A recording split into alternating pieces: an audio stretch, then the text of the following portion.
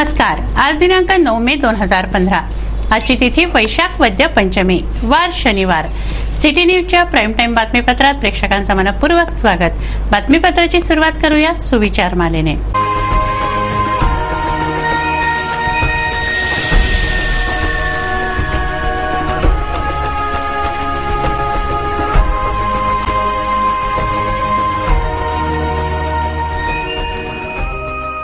आता बघूया बातमीपत्रातील ठळक बातम्या।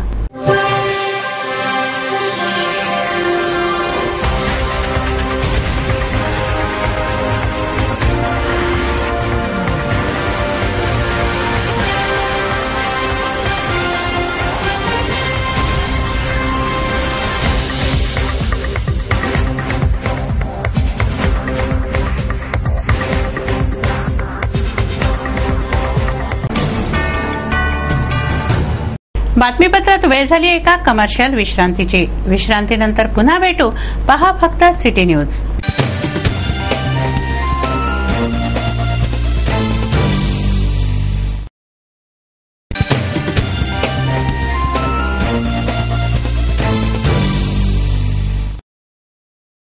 विसाव्या अंती पुन्हा आपलं स्वागत आहे। चला बघूया बातम्या विस्तारित स्वरूपात।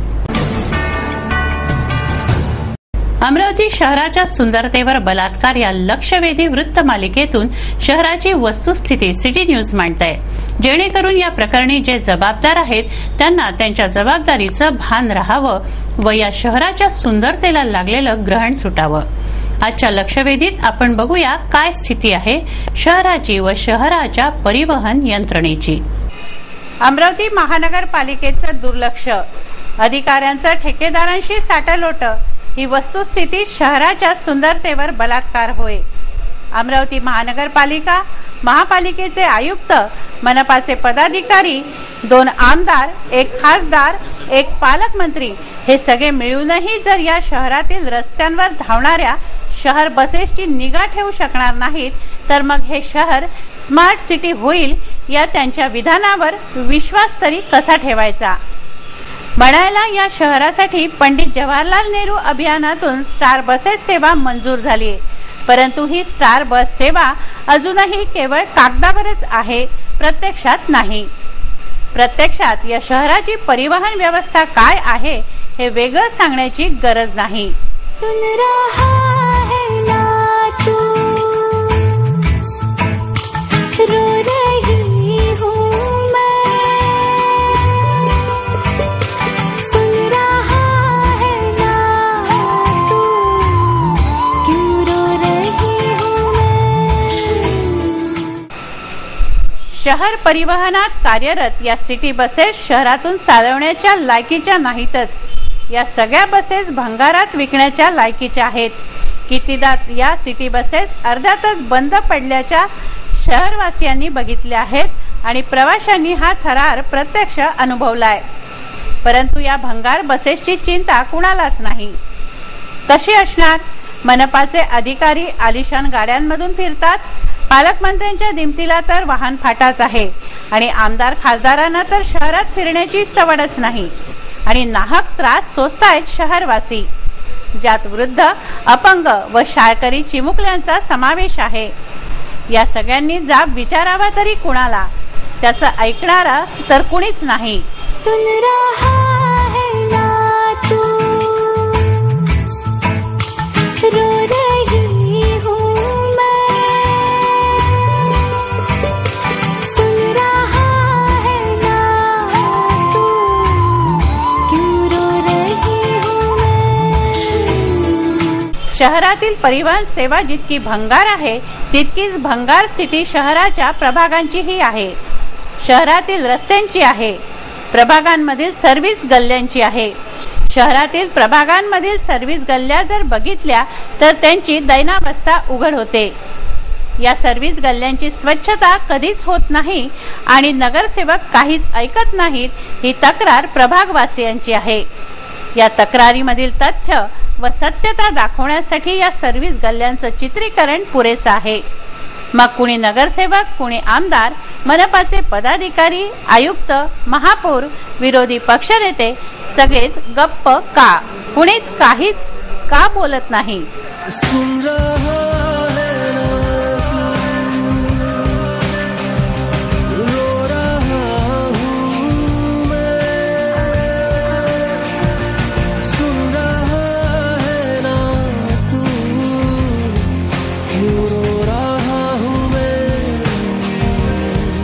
शहरातील नागरिक आपापल्या समस्येचे पाढे वाचून वाचून थकले आहेत. कितीदा तक्रार करायची, कोण ऐकणार या तक्रारींचा काही एक फायदा होत नाही या निर्णयावर आता शहरवासी पोहोचले आहेत. शहरातील अमरावती वलगाव मार्गावरील डीपी रोडची मागणी करणारे नागरिक सगळ्यांनाच विनवण्या करून थकले. 60 फुटाच्या या परिसरातील रस्ता अतिक्रमणामुळे 20 फुटांवर आला. या अतिक्रमणाच्या वारंवार तक्रारी केल्या, परंतु महापौर, खासदार, आमदारांपासून ते पालकमंत्र्यांपर्यंत कुणीच काहीच ऐकलं नाही. ही तक्रार नागरिकांची आहे. महानगर पालिका ने जैसा आपने को बताया कि अपने बाजार ने भी क्या भाई ये 60 फुट है डीपी रोड, लेकिन जो ये बोल रहे हैं कि ये 30 फुट है, तो आज का में 30 भी नहीं भर रहा है, 15 ही भर रहा है. तो लेआउट का रोड जैसा भी सैंक्शन होता, पैसे भी आके इसके वापस गए. क्या हुआ था अभी लोग, हमारे स्कूल में बच्चे हैं छोटे छोटे, हमने कहाँ जाना जैसा, और सब इधर यही लोग रहते मुस्लिम इलाके के, बाकी कोई यही नहीं. नवसारी जो रोड वहाँ तक के नवसारी तक मेन रोड है, यहाँ पर 10 रह गया. इधर से स्कूल भी है, इधर से तो ये भी आगे आए हुए, इधर से ये कौन आगे आया, यहाँ का 30 फुट रोड गया कहाँ. फिर हमने इसके पहले इसको पेपर में भी दिए, 18 तारीख को 18/2 को महापौर को भी दिए, खासदार को भी दिए, आमदार को भी दिए, पालक मंत्री को भी दिए, और इसमें आयुक्तालय को भी दिए. आज तक कार्रवाई नहीं हुई. तो अभी बारिश लगने वाली है, हम जाएंगे कहाँ फिर. अब मदरसा अभी तक क्या हमारा वो जो सामने खुला प्लाट था वकील भाई का, उसमें से जा रहे आ रहे थे हम 3 साल से. अभी 3 साल से लोग यहाँ बसे हुए हैं, और अब जाना कहाँ से, मुश्किल होगा हमको. ये अगले यही महीने में अभी बारिश आ गई. तो जैसा अभी आपने देखी है फिल्म के से जो सिटी चैनल के माध्यम से देखा है आपने कि किस तरह से रोड हमारा अभी दशा है उसकी, कि हर आए दिन जो है तो बारिश में हमको इससे जूझना पड़ता है. और ये प्रशासन के कारपोरेशन के हिसाब से 60 फुट का रोड है, लेकिन अभी फिलहाल ये 10 फुट का भी नहीं रहा. और आगे का प्रॉब्लम ये है कि आगे अगर हम देखेंगे, जैसा आप इसमें फिल्म में देखेंगे, इसके वीडियो में शूटिंग में देखेंगे कि आगे नाला है और वहीं पर मदरसे की जगह है. अभी मदरसा बनाना है, लेकिन वहाँ बच्चों के जाने के लिए दिक्कत है. और बारिश में होता है कि बूढ़े बच्चे को जो है तो अंदर से नाले में से जाना पड़ता है, जिसमें सांप बिच्छू भी होते हैं और पानी भरा होता है, गंदगी आंख पर उड़ती है, जिसकी वजह से नमाज में भी दिक्कत होती है. तो प्रशासन से हमारी ये अनुरोध है कि हमारी समस्या का हल निकाले, क्योंकि जिसके भी यहाँ पर पोजीशन है, प्लॉट है, मालिकी हक है, उनका बोलना है कि हमारा जो है तो सही है, इनका बोलना है सही है. तो किसका सही है? प्रशासन जो है तो हमारा मदद करे. हमको आपस में जो है तो सब यहाँ पर कोई दूसरा कोई शोषा उठाना नहीं है, आपस में टकराव नहीं करना है, बल्कि मोहब्बत प्रेम से जो है तो ये काम हमारा सॉल्व कर दो और हमारी रोड की जो समस्या हल करो. और आप आगे जो है तो कई बार जो है तो इन्होंने प्रशासन ने जगह जगह पर नोटिस दे चुकी है, लेकिन कोई इसके बारे में अभी तक एक्शन नहीं लिया जा चुका. काय तक्रारी आहे, कोणीतरी ऐकेल का?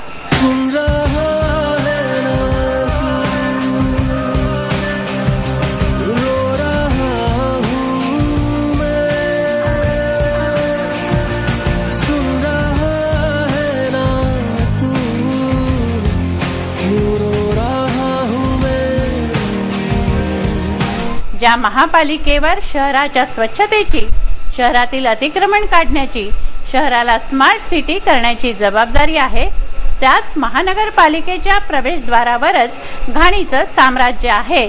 तिथे मनपा शहरात दिवे तरी काय लावणार? मनपाच्या मुख्य प्रवेशद्वारापुढे पुलाखाली पारधी समुदायाचा घोळका राहतो. येथेच खातो पितो, भांडतो, पत्ते खेळतो, घाण करतो. त्यांनाच तर हलवण्याची हिंमत महापालिकेजवळ नाही, मग शहराकडे हे काय लक्ष घालतील? मनपाच्या प्रमुखपदी बसलेले खमके आयुक्त गुडेवार यांना हे कधी दिसते नाही का, याचं उत्तर त्यांनीच द्यावं. का सहन होते ही सगळी घाण? काय मजबुरी आहे प्रशासनाची? एकदा सगळ्यांनी मिळून सांगावं तरी. कुणीच कुणाचं ऐकत नाही, कुणीच विचारलेल्या प्रश्नांची उत्तरं देत नाही. ना जनप्रतिनिधी ऐकतात ना अधिकारी. यातून तर सरळ सरळ अर्थ निघतोय की जनप्रतिनिधी, अधिकारी व ठेकेदार यांनी आपसात हात मिळवणी केली आहे. या सगळ्यांची यातून चांगली कमाई होत आहे, म्हणून तर सगळे चूप आहेत. नाही तर काही ना काही कारवाई झालीच असती. येत्या काही दिवसात पावसाळा तोंडावर आहे. पावसाळ्यात शहराची काय हालत होते हे आजवर सगळ्यांनी बघितलंय, तरीही योग्य ती पावलं अजूनही उचलल्या गेलेली नाहीत. शहरातील नाले व नाल्या अजूनही तुंबलेल्याच आहेत. शहरातील प्रभागांमध्ये घाणीचं साम्राज्य वाढतच जात आहे. शहरात अतिक्रमणाचा विळखाही अधिक घट्ट होतोय आणि हे सगळं उघड्या डोळ्यांनी बघूनही सगळेच गप्प आहेत, तर मग दोष द्यायचा तरी कुणाला, जाब विचारावा तरी कुणाला? काय या शहराचा कुणीच वाली नाही? या शहरवासींची आर्त पुकार ऐकेल का कुणी? आता बातम्या गुन्हेगारी जगताच्या, अर्थात क्राईम वॉच. वरुडाचा रहिवासी असलेल्या 45 वर्षीय इसमाचा मृतदेह रेल्वे रुळावर आढळलाय. रेल्वेच्या धक्क्याने या इसमाचा मृत्यू झालाय. 45 वर्षीय वरुडा येथील रहिवासी गणेश रामकृष्ण नागोशेचा मृतदेह रेल्वे रुळावर आढळलाय. मृतदेहाची अवस्था पाहता रेल्वेच्या धडकेने हा मृत्यू झाल्याचं दिसून येत आहे. गणेश नागोशे वर्ध्याला आपल्या भाचीच्या लग्नाला जात असताना हा अपघात घडला. शहरामध्ये चोरीच्या ट्रकचे भाग सुटे करून विकण्याच्या एका पाठोपाठ एक अशा 2 घटना घडल्या. याबाबत पोलिसांनी सक्तीची भूमिका घेतली असून भंगारवाल्यांवर करडी नजर रोखली आहे. चोरीचे ट्रक तोडून त्याचे भाग भंगारात विकले जात असल्याचं उघड झालंय. यावर पोलिसांनी भंगारवाल्यांकडे आपला मोर्चा वळवला असून पोलीस दिवसातून 2 वेळा चेकिंग करणार आहेत. भंगारवाल्यांजवळ 50 किलोपेक्षा जास्त सामान आढळल्यास त्याचं बिल असणं आवश्यक असणार आहे, अन्यथा कारवाई केली जाणार आहे. त्यासाठी पोलीस निरीक्षक, सहाय्यक पोलीस निरीक्षक चेकिंग करणार असून डीसीपी घारगेंशी या विषयावर चर्चा झाली आहे. अभी ट्रक या बड़ी गाड़ी कटिंग का जो मसला चल रहा है नागपुर गेट एरिया में, ऐसा कोई नागपुर गेट में चल नहीं रहा है. अपने एरिया में सब भंगार वाले, जितने भी भंगार रखने वाले हैं, उनको नोटिस दी गई है. पर्सनली उनको मिलके बताया है, कोई भी एक टाइप का सामान, वो भी गाड़ी का सामान 50-60 किलो के ऊपर अगर किसी के पास मिलेगा तो उसकी पावती उसके पास होना जरूरी है. क्योंकि काफ़ी टाइम में एक्सीडेंट की गाड़ियाँ लोग लेते हैं जो 100% डैमेज है, वो गाड़ियाँ कट करते हैं, उनके पास स्क्रैप ऑर्डर रहती है, तो उनके ऊपर पुलिस कोई कार्रवाई नहीं कर सकती है. इसलिए सब भंगार वालों को बोला है, अगर आप कोई भी स्क्रैप के लिए गाड़ी लेते हो तो उसकी पावती लेना जरूरी है. अगर पावती नहीं मिलेगी तो बेवरस माल समझ के, मतलब चोरी का माल समझ के उनके ऊपर कार्रवाई की जाएगी. वैसे भी डेली एक ऑफिसर की टीम, 2-3 लोगों की टीम पूरे एरिया में पेट्रोलिंग चालू है. सुबह और शाम 2 बार सब भंगार वालों को चेक किया जाएगा. और ये ऐसे जो मसले हैं गाड़ी कटने वाले, वो 100% कंट्रोल हो जाएंगे. 100% मेरे एरिया में गाड़ी कटने का कोई मसला हो ही नहीं रहा है. और वैसे भी सब भंगार वालों को, गाड़ी जो पुरानी गाड़ी कटने वाले हैं उनको भी पर्सनल बुला के नोटिस दी गई है कि ये मेरे एरिया में ऐसा कुछ चलेगा नहीं. नागपूर नजीकच्या वाडीमध्ये पेट्रोल पंपानजीक पेट्रोलच्या टँकरचा स्फोट झाला. या भीषण आगीत लगतचं एटीएमही जळून खाक झालंय. नागपूर नजीकच्या वाडीमध्ये पेट्रोल पंपानजीक पेट्रोल टँकरचा भीषण स्फोट झाला. पेट्रोल पंपावर पेट्रोल भरण्यासाठी आलेला टँकर रिव्हर्स होत असताना टँकरचा स्फोट झाला. टँकर चालकाने केबिनमधून उडी घेऊन आपला जीव वाचवला. ही आग इतकी भीषण होती की नजीकचं एटीएमही या आगीत जळून खाक झालं. उंचच उंच धुराचे लोट, आगीचे लोळ असं आगीचं रौद्ररूप पाहण्यासाठी बघ्यांनी मोठी गर्दी केली होती. या आगीत 5 जणांचा होरपळून मृत्यू झाला आहे. बातमीपत्रात वेळ झाली एका कमर्शियल विश्रांतीची. विश्रांतीनंतर पुन्हा भेटू. पहा फक्त सिटी न्यूज.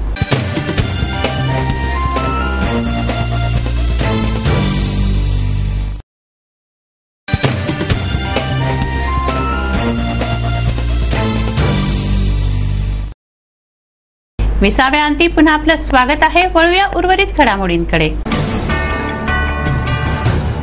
ट्रक चोरी करून त्याचे पार्ट्स विकून पैसा कमवण्याची नामी युक्ती चोरट्यांनी शोधली आहे. त्यांनी लढवलेली आणखी एक शक्कल म्हणजे हिंगणघाटहून ट्रकची चोरी तर झाली, मात्र पोलिसांकडे तक्रार दाखल झाली नाही. हिंगणघाटच्या ट्रकची चोरी करून तो ट्रान्सपोर्ट नगरमध्ये तोडला गेला. या ट्रकचे मालक अमरावतीत आले. त्यांना आपला ट्रक तोडला गेल्याचं समजलं, मात्र त्याची तक्रार पोलिसात दाखल झाली नाही.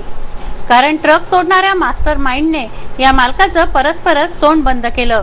मालकाला पैसा देऊन प्रकरण निपटवलं, त्यामुळे तक्रार दाखल झाली नाही व हिंगणघाटचे पोलीस अमरावतीत आले नाही.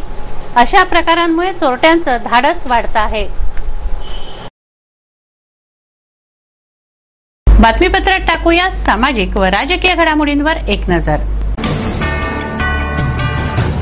बातमीपत्रात टाकूया सामाजिक व राजकीय घडामोडींवर एक नजर.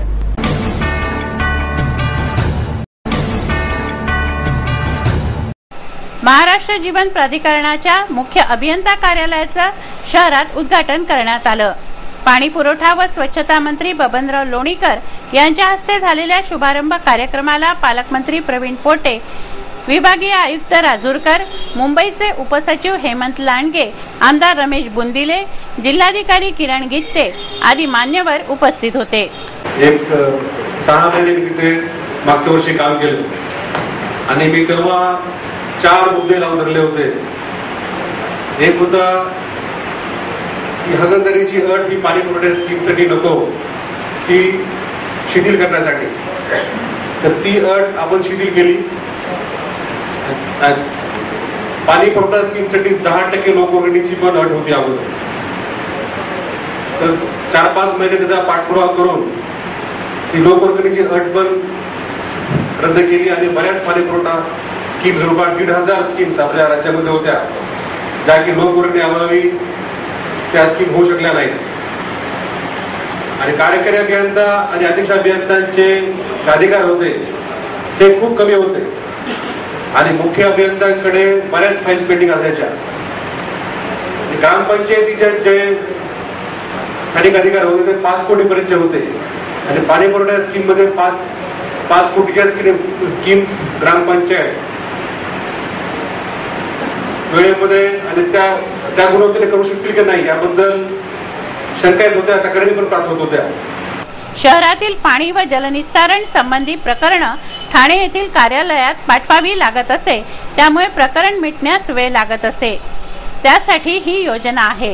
गेल्या वर्षात 15 वर्षात ज्या योजना होऊ शकल्या नाही त्या आपण फक्त 5 महिन्यात केल्या, 6 महिन्यांनी झाले. आणि ज्या पद्धतीने आपण काम करता, कोणतेही काम झाल्यानंतर आमदार असो मंत्री असो त्याला तो फीडबॅक देतात. मी माझ्या 15 वर्षाच्या करिअरमध्ये, पॉलिटिकल करिअरमध्ये कधीही असा मंत्री पाहिलाच नाही की जो फीडबॅक देणारा मंत्री. त्याच्याबद्दल मी मनापासून अभिनंदन करतो की या मुख्य कार्यकारी अभियंत्याचं आपण जे मोठ्या प्रमाणात जे काम हाती घेतलं. आज अमरावती, यवतमाळ, वाशिम, अकोला, बुलढाणा ही गावं वारंवार मुंबईमध्ये जायची आणि त्या ठिकाणी गेल्यानंतर त्या अधिकाऱ्याला कोणाला भेटायचं, कसं जायचं, कारण हे तहसील प्लेसचे जे लोक होते, कोणी पंचायत समितीचे सदस्य राहायचे, कोणी जिल्हा परिषदचे अध्यक्ष राहायचे किंवा उपाध्यक्ष राहायचे, त्या लोकांचा मुंबईमध्ये जाण्यामध्ये मोठा एक प्रॉब्लेम व्हायचा. राज्यात 6 ठिकाणी मुख्य अभियंता कार्यालय सुरू करण्यात आलं आहे. त्यापैकी एक अमरावतीचं आहे. गणेश गोखले यांची मुख्य अभियंतापदी निवड करण्यात आली आहे.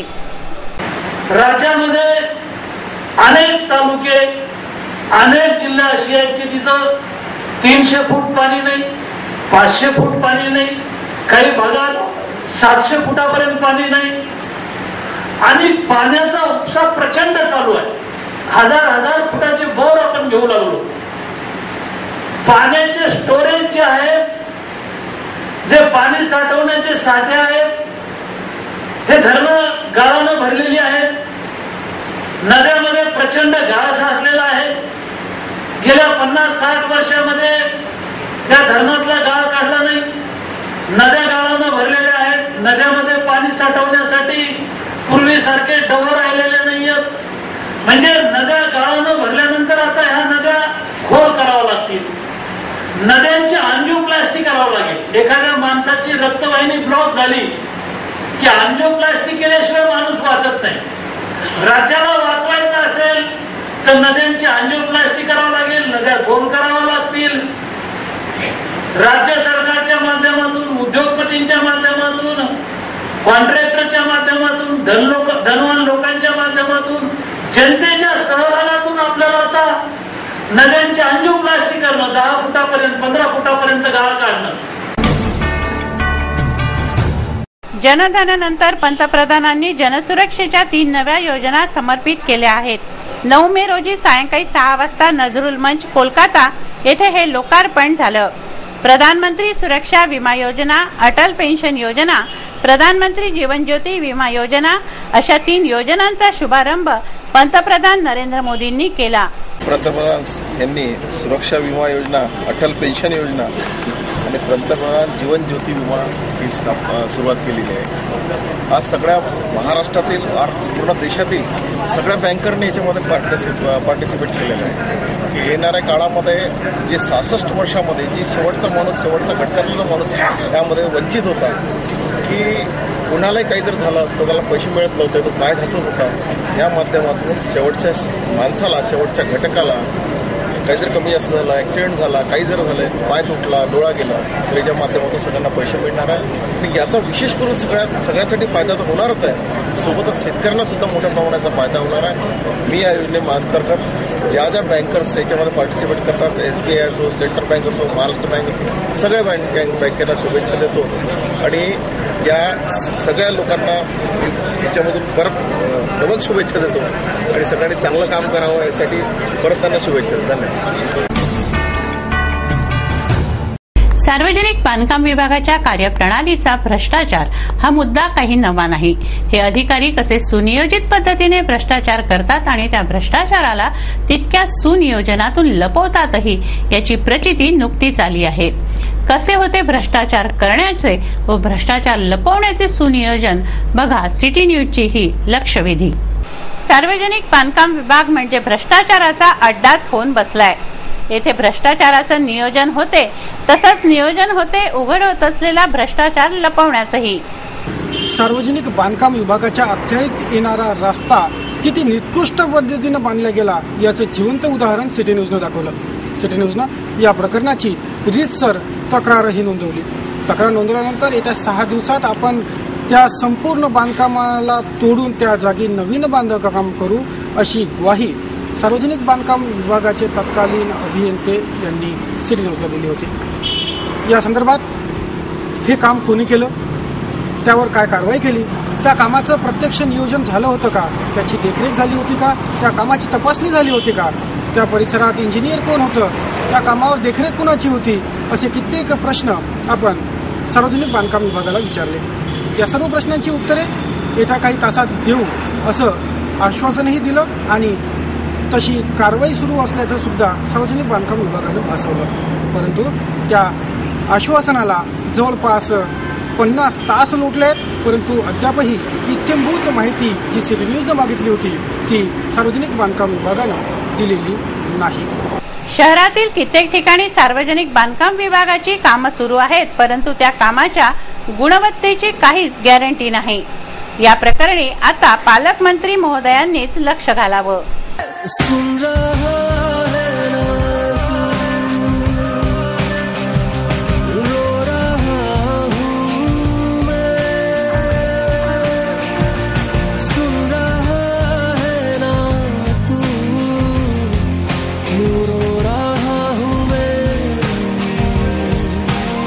सार्वजनिक बांधकाम विभागाच्या अखत्यारीत वलगाव रोड या मार्गाच्या रस्ता चौपदरीकरणाचं काम पूर्ण झालंय, परंतु या कामाचा दर्जा इतका निकृष्ट की यापेक्षा मातीचं काम बरं हे शब्द सगळ्यांच्या तोंडून निघत आहेत. विषय आहेही तितकाच गंभीर, परंतु ज्यांच्यावर या सगळ्या कामावर लक्ष ठेवण्याची जबाबदारी, ते जबाबदार अधिकारी अतिशय बेजबाबदारपणे वागत आहेत. सिटी न्यूजने जेव्हा या निकृष्ट बांधकामाची तक्रार केली तेव्हा फक्त दाखवण्यासाठी म्हणून काही अंश तोडण्यात आला असंही स्पष्ट होतंय. कारण की जे बांधकाम तोडलं जात आहे ते फक्त वरचा रस्ता तोडला जातोय, मूळ जे काम आहे ते जसंच्या तसंच आहे, वरून त्यावर पुन्हा आच्छादन घातल्या जात आहे. या प्रकरणी गंभीर माहिती अशी की सार्वजनिक बांधकाम विभागाचे अभियंते भानुसे यांची बदली होणार होती हे त्यांना आधीच ठाऊक होतं. शनिवारी ते नागपूरला रुजू झाले आणि ते इथून मुख्यालय सोडल्यानंतर आता जाब देतील ते येणारा नवीन अधिकारी अशी त्यांची कल्पना होती आणि ते या कल्पनेत रीतसर फिटोफिट बसलेले आहेत. त्यांना माहिती आहे की त्यांनी या ठेकेदारांची जी पाठराखण केली त्या पाठराखणीचा जाब त्यांना विचारला जाऊ नये, म्हणूनच त्यांनी सिटी न्यूजला ज्या दिवशी तक्रार दाखल केली त्या दिवशी 2 दिवसानंतर इत्यंभूत माहिती देण्याचं अभिवचन दिलं होतं आणि हे अभिवचन स्वतःची सुटका करून घेण्यासाठीच त्यांनी दिलं होतं हेही इथं स्पष्ट होतंय। सार्वजनिक बांधकाम विभागाचे अभियंते भानुसे यांना ठाऊक होतं की आपण फक्त 2च दिवस या शहरात आहोत, म्हणूनच त्यांनी केवळ थातूरमातूर डाव रचून निकृष्ट बांधकाम तोडून पुन्हा करवू असं भासवलं। नावापुरतं काही काम तोडण्याचा सल्ला संबंधित ठेकेदाराला दिला, परंतु त्या ठेकेदाराला जाब नाही विचारला। हे सगळं भ्रष्टाचार लपवण्याचं नियोजनच होय। आता जिल्ह्याच्या पालकमंत्र्यांनीच या प्रकरणी सार्वजनिक बांधकाम विभागाला खऱ्या शब्दात जाब विचारावा।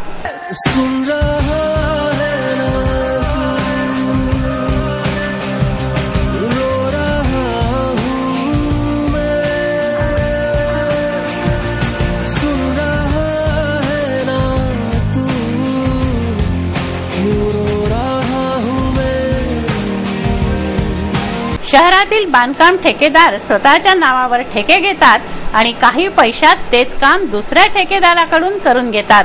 यात त्यांची चांगली कमाई होते आणि या कमाईचा हिस्सा हे ठेकेदार अधिकाऱ्यांच्या खिशात घालतात। मग काय ना काम चेक होते ना बघितल्या जाते आणि मग ते काम कसे होते हे आपण सगळे बघत आहातच, पालकमंत्र्यांनीही बघावे। शहरात सार्वजनिक बांधकाम विभागाचे कित्येक कामे चालू आहेत। जे काम सदर ठेकेदाराचं वलगाव रोडवर सुरू आहे त्या ठेकेदाराकडे सुद्धा अनेक कामे आहेत। ते काम त्यांची सुरळीत सुरू आहे आणि या सर्व कामांची बिलं सुद्धा निघत आहेत। त्यामुळे सार्वजनिक बांधकाम विभागाच्या साठेलोटेशिवाय हे सगळं शक्य नाही यात तीळ मात्र शंका नाही। वरिष्ठांनी याकडे जातीनं लक्ष घालावं, अन्यथा अवघ्या शहरभरात सार्वजनिक बांधकाम विभाग जे काही काम करत आहे ते निकृष्टपणाच्या खालच्या पायरीवर जाऊन पोहोचेल यात तीळ मात्र शंका नाही। व्हिडिओ जर्नलिस्ट रोशन मुंगळेसह अमोल खोडे, सिटी न्यूज। श्री शिवाजी शिक्षण संस्थेद्वारा संचलित डॉक्टर पंजाबराव देशमुख स्मृती वैद्यकीय महाविद्यालय व रुग्णालय विविध वादांच्या भोवऱ्यात सापडलं असून आयुर्विज्ञान विद्यापीठानेही पीडीएमसीच्या कारभारावर ठपका ठेवला आहे। डीन पदाचा वाद तर थेट न्यायालयात पोचला असून पीडीएमसीचा अंकवृद्धी घोटाळाही येथील व्यवस्थापनाचे वाभाडे काढतोय। एकंदरीत ही सगळी स्थिती बघता पीडीएमसीची मान्यता रद्द होण्याची शक्यता बळावली आहे। महानगरात विद्यापीठाच्या अंकवृद्धी घोटाळा इतकाच गाजतोय पंजाबराव देशमुख वैद्यकीय महाविद्यालयाचा अंकवृद्धी घोटाळा, परंतु या घोटाळ्यात असं काही झालंच नाही, हा प्रकार इतका गंभीर नाही असं मत पंजाबराव देशमुख वैद्यकीय महाविद्यालयाचे डीन डॉक्टर जाने यांचं।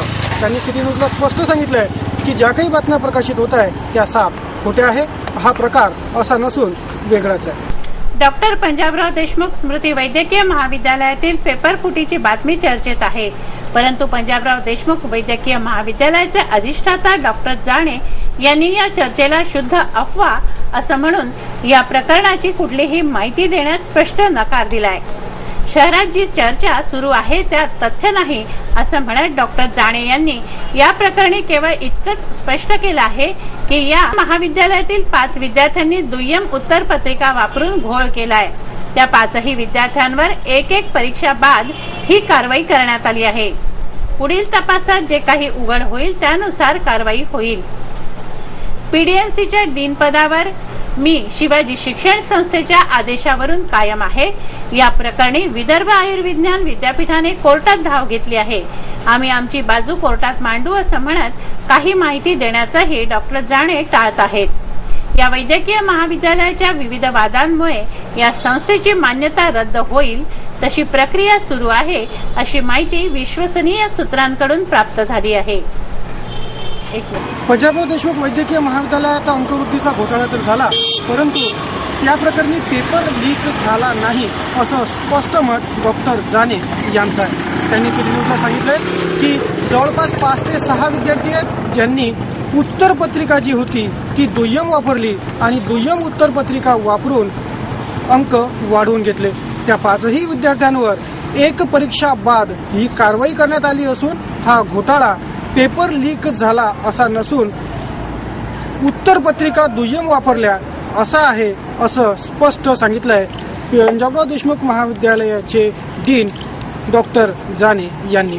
त्यामुळे आता जी चौकशी सुरू होत आहे त्या चौकशीत काय बाहेर येईल हेही बघावं लागणार आहे। एकीकडे पंजाबराव देशमुख महाविद्यालयाच्या डीन पदाचा वाद कोर्टात पोहोचलाय, तर दुसरीकडे या विद्यालयातून एक ना अनेक प्रकरणे उघडकीस येत आहे. त्यामुळे पंजाबराव देशमुख वैद्यकीय महाविद्यालयाची मान्यता रद्द तर होईल ना, अशी ही शक्यता वर्तवल्या जात आहे. व्हिडिओ जर्नलिस्ट रोशन मुंगळेसह अमोल खोडे, सिटी न्यूज. यशवंतराव चव्हाण महाराष्ट्र मुक्त विद्यापीठाच्या पदवीधर परीक्षेला सुरुवात झाली आहे. काही विद्यार्थ्यांना प्रवेशपत्र न मिळाल्याने विद्यार्थ्यांनी विभागीय केंद्रांवर गोंधळ घातला होता. मात्र कोड नंबर टाकून विद्यार्थी परीक्षेला बसू शकतात, अशी माहिती सहाय्यक कुलसचिवांनी दिली आहे. अनेक विद्यार्थ्यांना प्रवेशपत्र न मिळाल्याने यशवंतराव चव्हाण महाराष्ट्र मुक्त विद्यापीठाच्या विद्यार्थ्यात संभ्रमाची स्थिती होती. मात्र मुक्त विद्यापीठाच्या परीक्षा अर्जांची प्रक्रिया ऑनलाईन आहे. या अर्जात काही त्रुटी असल्यास विद्यार्थ्यांना प्रवेशपत्र मिळाले नसतील असं होऊ शकते. मात्र विद्यार्थी दिलेला कोड नंबर टाकून परीक्षेला बसू शकतात, अशी दिलासादायक माहिती विद्यापीठाचे सहाय्यक कुलसचिव KB बोरसे यांनी दिली आहे. हा सर, आज कालपासून परीक्षा सुरू झालेल्या आहेत, तर त्यात काहीतरी प्रवेशपत्र संबंधित काहीतरी घोळ झाला होता. त्या प्रकरणात थोडंसं विश्लेषण पाहिजे होतं. प्रवेशपत्र जे आहे ते विद्यापीठाने शक्यतो सगळ्यांनाच पाठवलेलं आहे.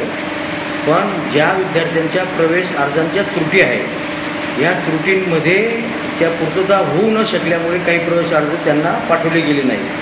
पण तरीसुद्धा विद्यापीठाने पर्याय व्यवस्था केलेली आहे की ऐन वेळेस जो काही विद्यार्थी वेळेवर, तर त्या विद्यार्थ्याला परीक्षेला बसू द्यावे आणि त्याला बसताना त्याला कुठल्या नंबरचा आपण नंबर दिला पाहिजे.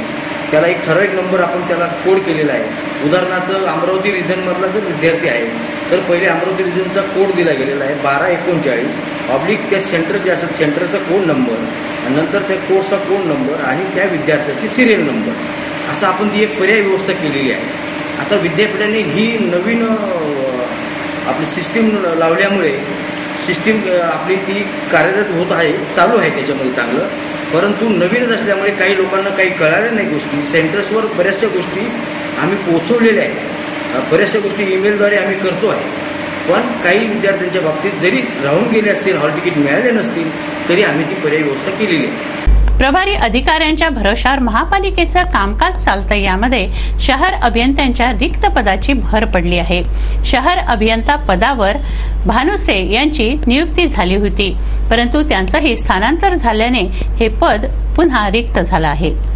शहर अभियंता मेश्राम यांचं निलंबन झाल्यानंतर सार्वजनिक बांधकाम विभागाचे जनार्दन भानुसे यांची नियुक्ती अमरावती महानगरपालिकेच्या शहर अभियंतापदी झाली होती. आता भानुसेंचंही स्थानांतर झालं आहे, त्यामुळे पुन्हा शहर अभियंत्यांचं पद रिक्त झालं आहे. शहराच्या विकास कार्यासाठी या पदाधिकाऱ्यांची गरज असताना भानुसेंची बदली झाली आहे.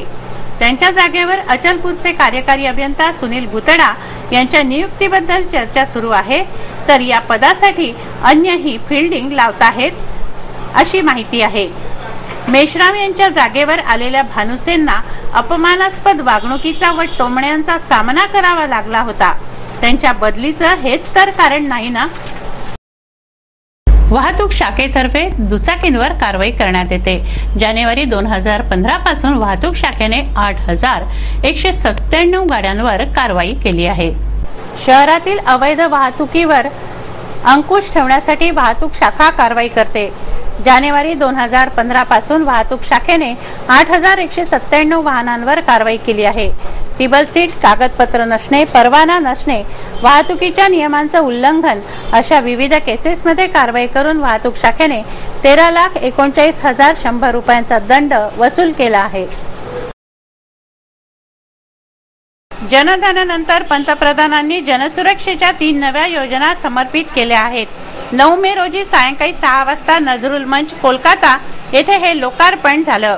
प्रधानमंत्री सुरक्षा विमा योजना, अटल पेन्शन योजना, प्रधानमंत्री जीवन ज्योती विमा योजना अशा 3 योजनांचा शुभारंभ पंतप्रधान नरेंद्र मोदींनी केला. पंतप्रधान यांनी सुरक्षा विमा योजना, अटल पेन्शन योजना आणि पंतप्रधान जीवन ज्योती विमा ही सुरुवात केलेली आहे.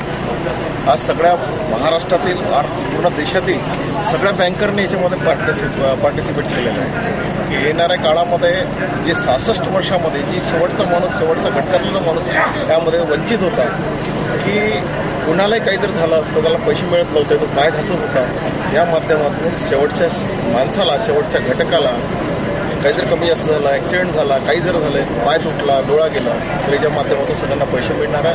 आणि याचा विशेष करून सगळ्यासाठी फायदा तर होणारच आहे, सोबतच शेतकऱ्यांना सुद्धा मोठ्या प्रमाणाचा फायदा होणार आहे. मी या योजनेअंतर्गत ज्या बँकर्स याच्यामध्ये पार्टिसिपेट करतात, SBI असो, सेंट्रल बँक असो, महाराष्ट्र बँक, सगळ्या बँकेला शुभेच्छा देतो आणि या सगळ्या लोकांना याच्यामधून परत डबल शुभेच्छा देतो आणि सगळ्यांनी चांगलं काम करावं यासाठी परत त्यांना शुभेच्छा देतो. धन्यवाद. बातमीपत्रात बघूया आज आपल्या व्यंगचित्रकारांनी त्यांच्या व्यंगात्मक कुंचल्यातून कुठल्या स्थितीवर लक्ष वेधलंय.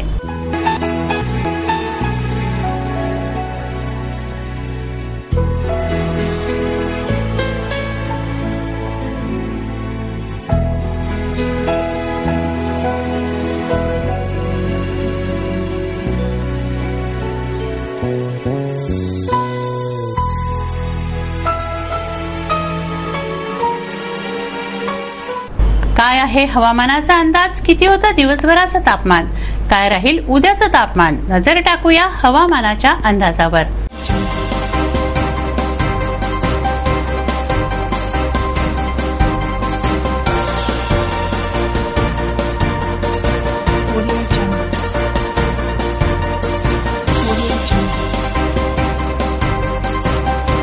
शनिवार कमाल तापमान 41 डिग्री सेल्सिअस तर किमान तापमान 28 डिग्री सेल्सिअस. रविवार कमाल तापमान 42 डिग्री सेल्सिअस तर किमान तापमान 28 डिग्री सेल्सिअस राहील असा अंदाज वेधशाळेनं वर्तवलाय. आज ज्यांचा वाढदिवस आहे त्यांना देऊया वाढदिवसाच्या हार्दिक शुभेच्छा.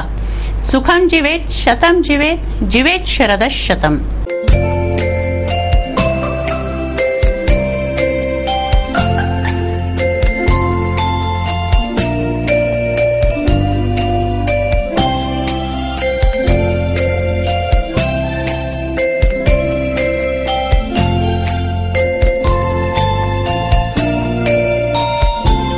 हे बातमीपत्र एवढ्यावरच थांबवूया. पुन्हा एकदा आजच्या ठळक बातम्या.